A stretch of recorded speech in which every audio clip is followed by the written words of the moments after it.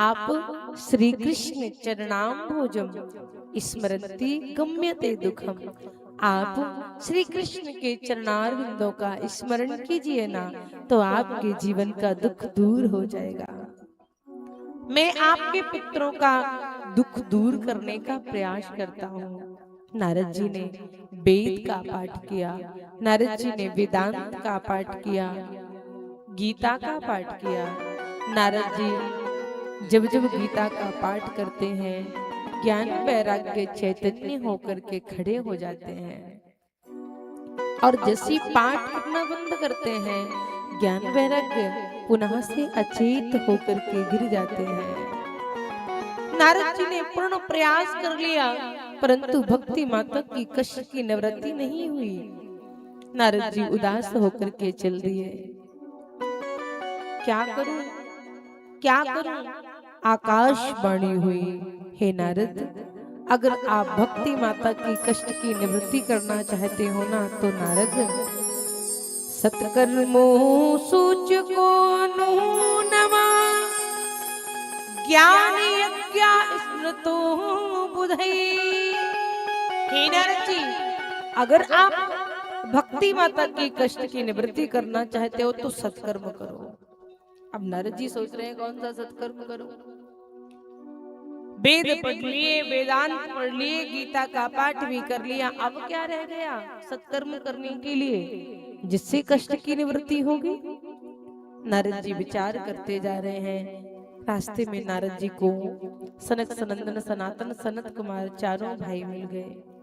नारद जी ने प्रणाम किया, हे महाराज, बताइए भक्ति माता की कष्ट की निवृत्ति कैसे हो?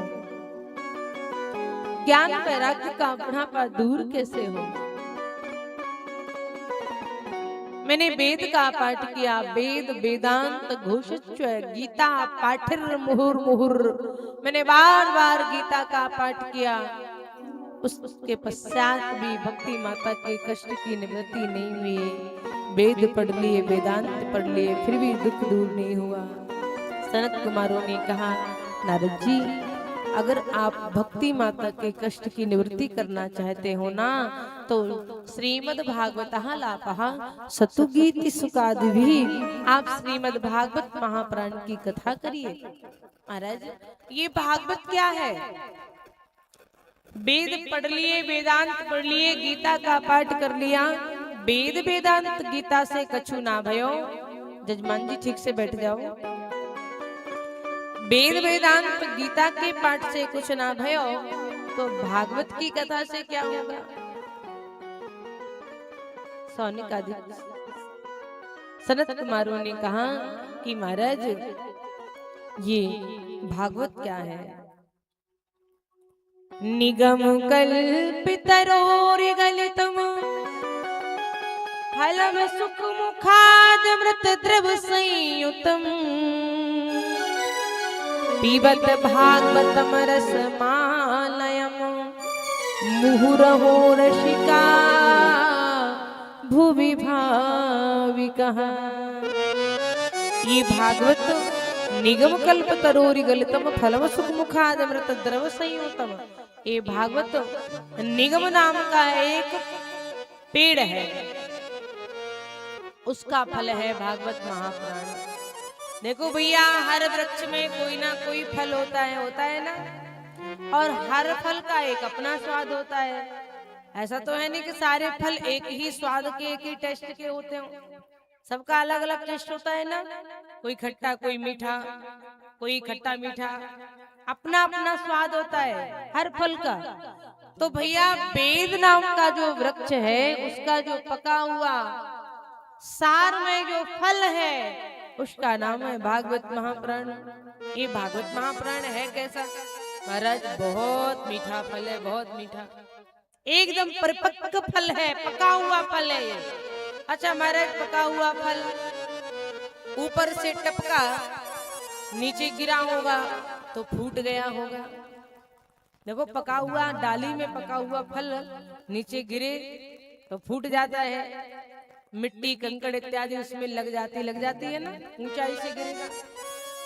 अब वेद नाम का वृक्ष तो बड़ा ऊंचा है, इतने ऊंचे से भागवत रूपी फल गिरा होगा तो वो तो संसार में आते ही नष्ट भ्रष्ट हो गया होगा, बचे ही नहीं होगा महाराज, क्योंकि एकदम पका हुआ कच्चा होता तो बच भी सकता था, संभावना भी थी, लेकिन पका हुआ था तो कैसे बचा होगा। तो महाराज ये भागवत रूपी फल कैसे आया। सनई सनई अखंड मेवावतीर्णम, ये एकदम नहीं टपका, सनई सनई डाली प्रति डाली आया है।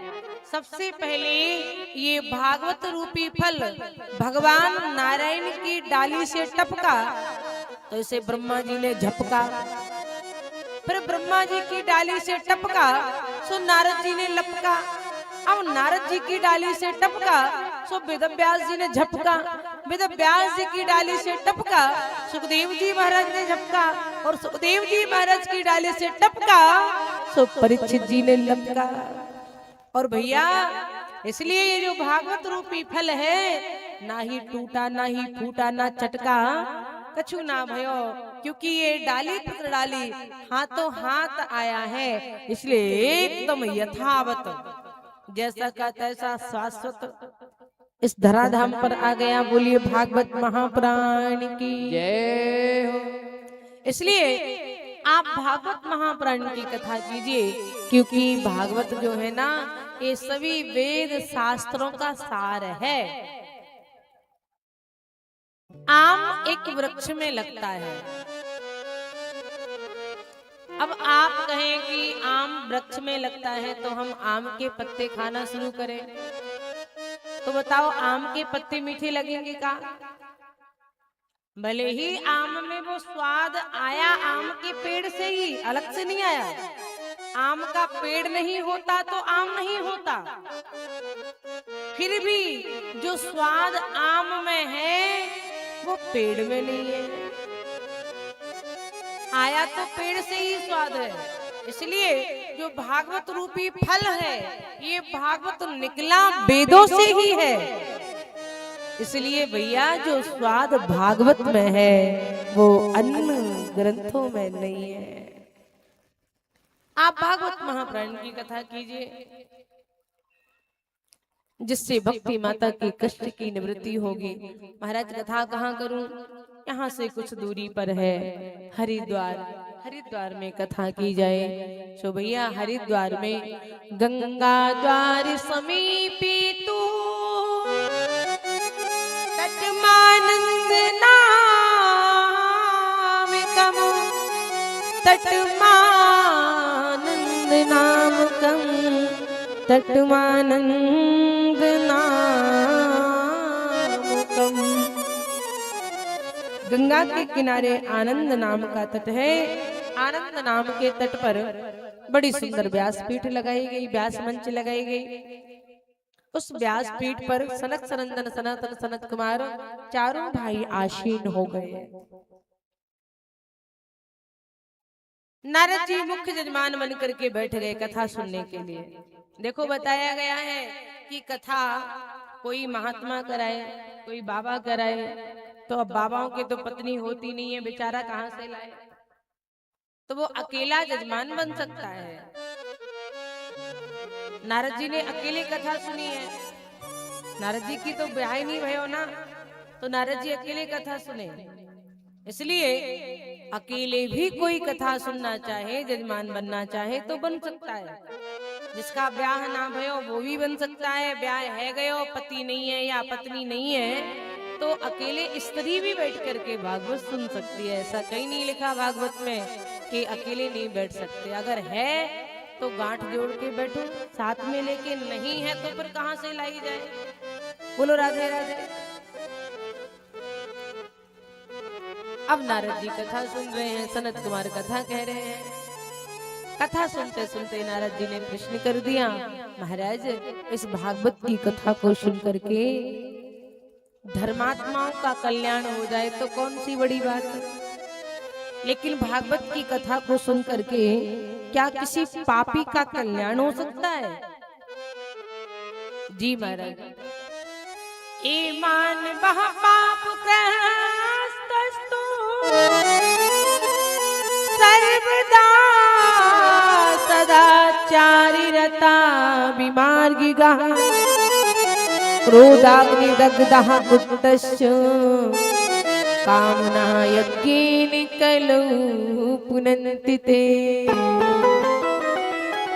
जिस व्यक्ति ने अपने जीवन में कभी कोई पुण्य नहीं किया, जो पापी हो, क्रोधी हो, कामी हो, पाप परायण हो, जीवन पर्यंत पाप करते करते मर जाए, मरने के बाद भूत तो बनेगा ही, क्योंकि जिंदगी में अच्छे काम नहीं किए तो भैया भूत तो बनना ही पड़ेगा।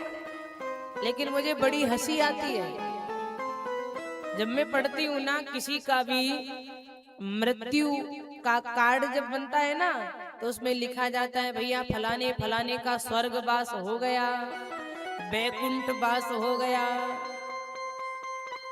जिंदगी भर पाप करो और बाको स्वर्गवास हो गया, मतलब स्वर्ग चला गया। ये कोई निश्चित है कि वो स्वर्ग गया होगा? बोलो, स्वर्ग मिल जाना कोई हंसी खेल है क्या? बैकुंठ चले जाना कोई हंसी खेल है क्या? योगियों के लिए भी दुर्लभ होता है। और हमारे घर में, हमारे यहाँ कोई भी मर जाए हमारे समाज में तो क्या लिखा जाता है? स्वर्गवास हो गया। एक एक बीता के पीछे तो लड़ाई करे महाराज। रास्ता चलवे वारन को रास्ता ना चलन देवे, लठिया लेके खड़ा हो जाए, भाई स्वर्ग कैसे मिलेगा? मिलेगा? बोलो बोलो राधे राधे, जोर से बोलो और जोर से बोलो। हमने देखा है गांवों में लोग एक एक बीता अपना चबूतरा और बढ़ा लेते, रास्ता निकलने वाले नहीं निकल पाता। और लिखा जा रहा है स्वर्गवास हो गया, बैकुंठ वास हो गया।